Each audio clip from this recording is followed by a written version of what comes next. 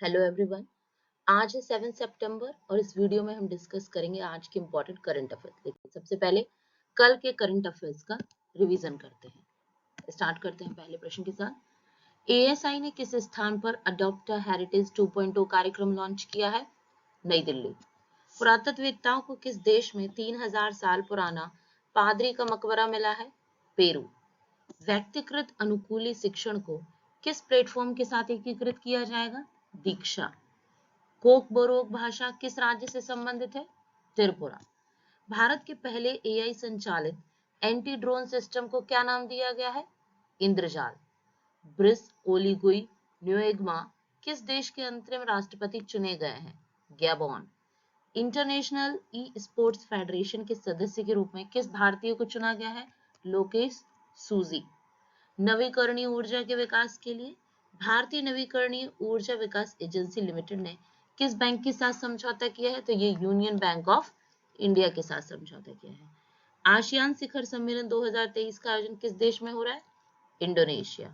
और किस भारतीय ने वर्ष 2023 का रमन मैग्सेसे पुरस्कार जीता है? तो ये असम के ऑन्कोलॉजिस्ट रवि कन्नन ने जीता है। अब स्टार्ट करते हैं आज के करंट अफेयर्स। पहला प्रश्न है, सातो किलमन निम्न में से किस देश के प्रधानमंत्री के रूप में चुने गए हैं?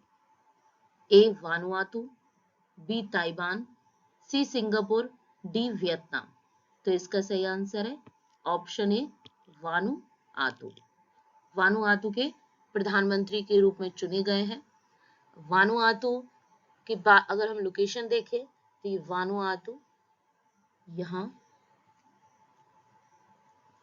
ये ऑस्ट्रेलिया, इसकी राजधानी कैनबरा, यहाँ तास्मान सी, ऊपर कोरल सी, ये कोरल आइसलैंड जो ऑस्ट्रेलिया के हैं, ये सोलोमन आइसलैंड।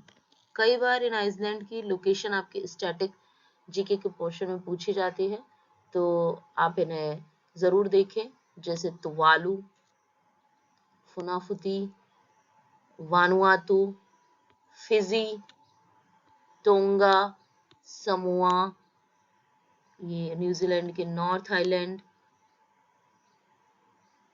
और नॉरू। तो इन सभी आइलैंड की लोकेशन आप जरूर देखें कि कहाँ पर है, किसके पास कौन सा द्वीप है।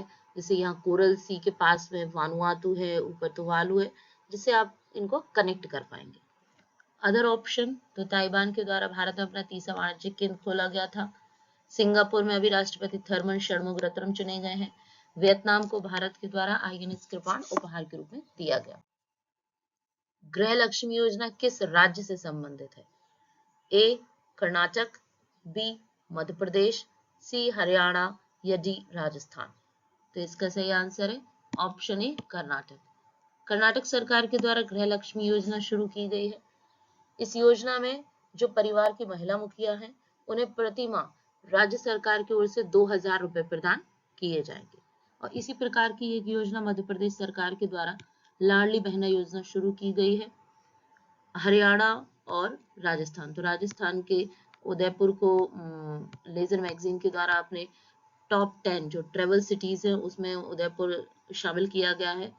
और हम कर्नाटक की अगर लोकेशन की बात करें तो ये कर्नाटक प्लेटो, ये वेस्टर्न घाट, ये ईस्टर्न घाट, ऊपर डेक्कन प्लेटो, ये मालाबार कोस्ट, ये कोरोमंडल कोस्ट, और ये कावेरी रिवर जिसका विवाद हमेशा चलता रहता है, ये जोग फॉल जो कि कर्नाटक में है, ये 8 डिग्री चैनल जो मालदीव और लक्षद्वीप के बीच में है, और यहाँ पाक स्ट्रेट भारत और श्रीलंका के बीच में है, और ये अनाई पीक, अनाईमुडी जो कि सबसे ऊंची पर्वत श्रेणी है। यहाँ पलाक्काड, ये पालघाट, थालघाट, भोरघाट और पालघाट।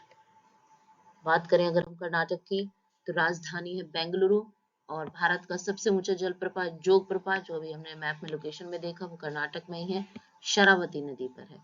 यहाँ की प्रमुख नदियां हैं कावेरी, तुंगभद्रा, कृष्णा, मलयप्रभा और शरावती। जो यहाँ के प्रसिद्ध राष्ट्रीय उद्यान है वो बांदीपुर, बनेरघाटा और नागरहोल। यहाँ जो फेमस स्थल है उनमें एक है हम्पी, जहाँ विजयनगर साम्राज्य के अवशेष है, हलेविड वहाँ होयसल साम्राज्य के अवशेष है। तो इन्हें आप जरूर याद रखें। स्टैटिक जीके में एक प्रश्न कई बार पूछे जाते हैं, हम्पी और हलेविड। तो हम्पी विजयनगर साम्राज्य से है और हलेविड होयसल साम्राज्य से संबंधित है। हिताची पेमेंट सर्विसेज ने निम्न में से किसके सहयोग से भारत का पहला यूपीआई एटीएम लॉन्च किया है? तो ए एनपीसीआई, बी आरबीआई, सी एसबीआई या डी सिडबी। तो इसका सही आंसर है ऑप्शन ए एनपीसीआई। एनपीसीआई क्या है? National payment corporation of India. अब यूपीआई एटीएम क्या है? तो ये कार्ड रहित नगद निकासी की सुविधा प्रदान करता है। मतलब इस एटीएम से अगर आपको मनी विड्रॉल करना है तो आपको कार्ड की आवश्यकता नहीं है, जिससे फिजिकल डेबिट या क्रेडिट कार्ड ले जाने की आपको आवश्यकता नहीं पड़ेगी। आप यूपीआई ऐप की मदद से अपने कई बैंक अकाउंट से पैसा निकाल सकते हैं। बस आपका एक यूपीआई ऐप होगा और उसकी मदद से आप पैसा निकाल सकते हैं। बात करें हम एनपीसीआई की, भारतीय राष्ट्रीय भुगतान निगम, तो इसकी शुरुआत 2008 में हुई। ये कंपनीज एक्ट के तहत पंजीकृत किया गया और ये रिजर्व बैंक के अंतर्गत आता है।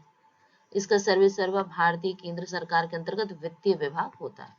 अब रुपए कार्ड, तो ये 2014 में प्रारंभ किया गया। यूपीआई क्या है? तो ये यूनिफाइड पेमेंट इंटरफेस है, जो भारतीय राष्ट्रीय भुगतान निगम और भारतीय रिजर्व बैंक द्वारा प्रारंभ की गई ऑनलाइन भुगतान की एक नई प्रणाली है, जो अंतर बैंक लेन देन को सुविधाजनक बनाती है। तो एनपीसीआई के ही ये प्रोडक्ट है, रुपे कार्ड और यूपीआई। G20 शिखर सम्मेलन स्थल पर निम्न में से किसकी प्रतिमा स्थापित की गई है? ए नटराज, बी गणेश, सी शिव या डी महात्मा बुद्ध। तो इसका सही आंसर है ऑप्शन ए नटराज। ये अष्ट धातु से बनी हुई नटराज की प्रतिमा भारत मंडपम में स्थापित की गई है, जहां पर G20 शिखर सम्मेलन आयोजित किया जाएगा। बात करें अगर हम नटराज की, तो ये किस राजवंश से संबंधित है? तो ये चोल राजवंश से संबंधित है।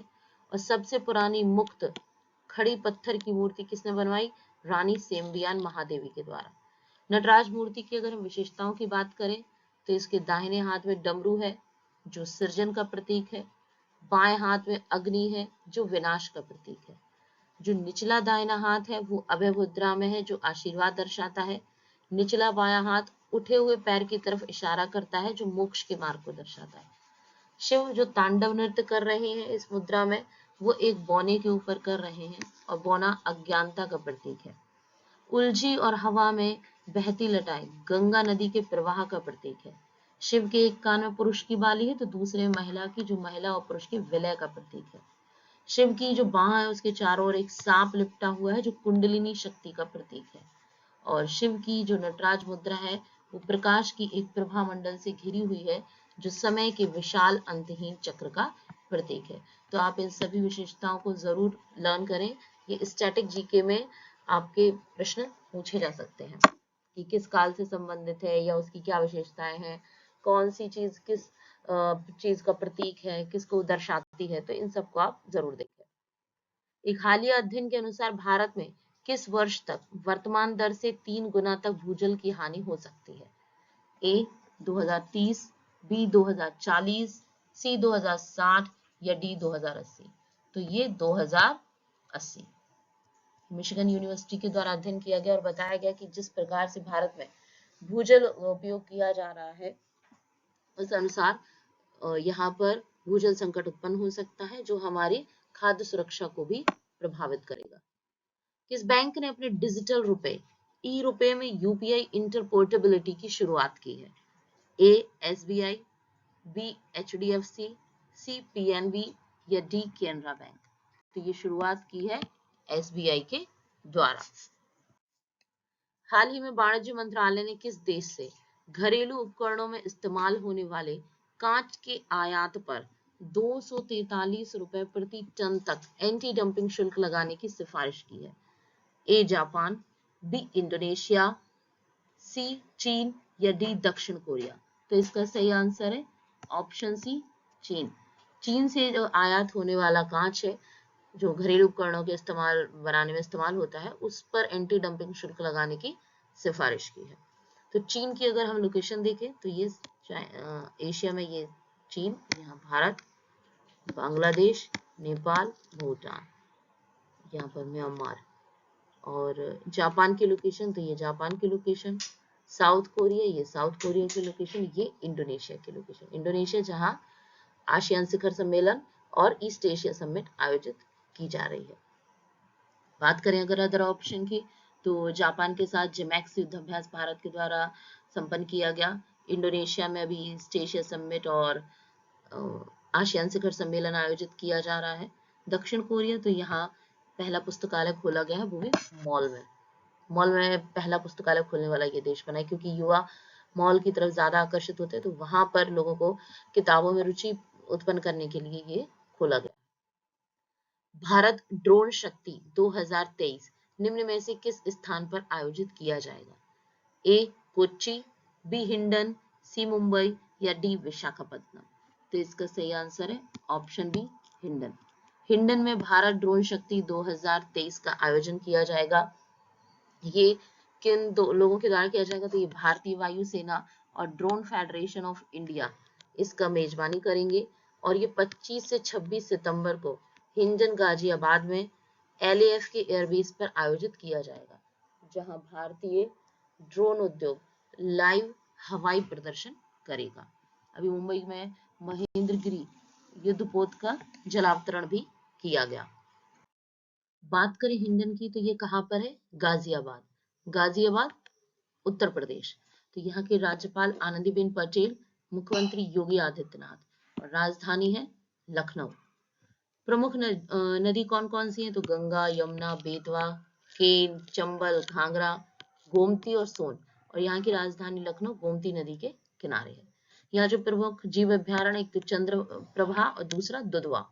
यहाँ पर जो विश्व धरोहर स्थल है वो है ताजमहल, आगरा का किला और फतेहपुर सीकरी। सारनाथ प्रसिद्ध स्थल है, जहाँ पर गौतम बुद्ध के द्वारा प्रथम उपदेश दिए गए। कुशीनगर, जहाँ गौतम बुद्ध का मृत्यु हुई। और पटना पक्षी अभ्यारण्य और ओखला पक्षी अभ्यारण्य। और यहाँ का शास्त्रीय नृत्य है कथक। स्टैटिक जीके में कई बार सारनाथ, कुशीनगर ये प्रश्न पूछे जाते हैं या नदियां पूछे जाते हैं, तो इसको आप जरूर लर्न करें। रूरल इलेक्ट्रिफिकेशन कंपनी यानी REC ने निम्न में से किसके साथ 100 मिलियन अमेरिकी डॉलर के विदेशी मुद्रा सावधि ऋण समझौते पर हस्ताक्षर किए हैं? ए IMF, बी विश्व बैंक, सी ADB या डी एग्जिम बैंक। तो इसका सही आंसर है EXIM bank, export import bank के साथ।